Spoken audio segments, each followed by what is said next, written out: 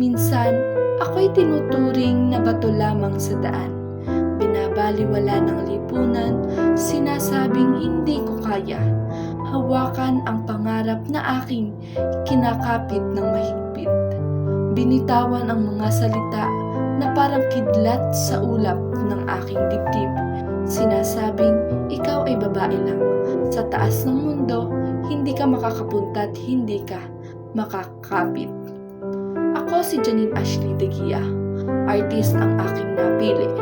Walang iba. Performance arts ang daan kong tinatahak. Sa bawat hakbang, puso't isip ay aking inilalaan. Handang ipamalas sa lahat ng sigla't galing, mula sa puso't isip hanggang sa inyong mga damdamin.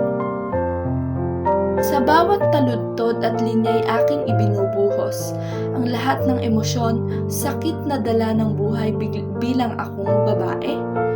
Spoken poetry ang aking sandat at daanan.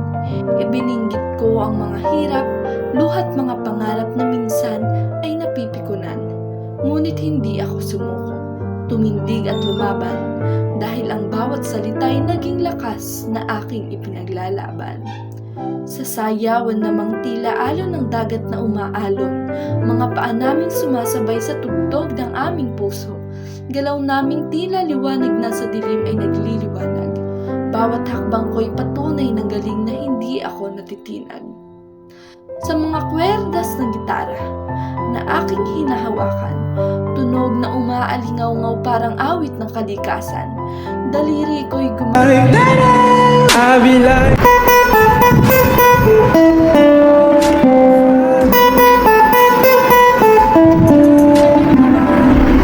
galaw ng mabilis at tumpak.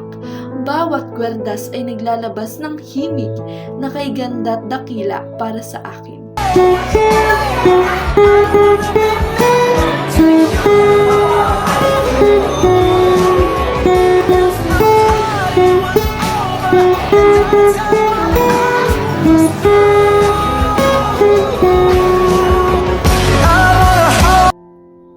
Sa mga palarong paganda, hindi lang ganda ang aking dala.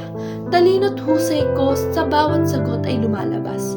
Isip ko'y mabilis, pusong handang lumaban. Ipinapakita ko na babae akong kayang abutin ang mga bituin sa langit na mataas.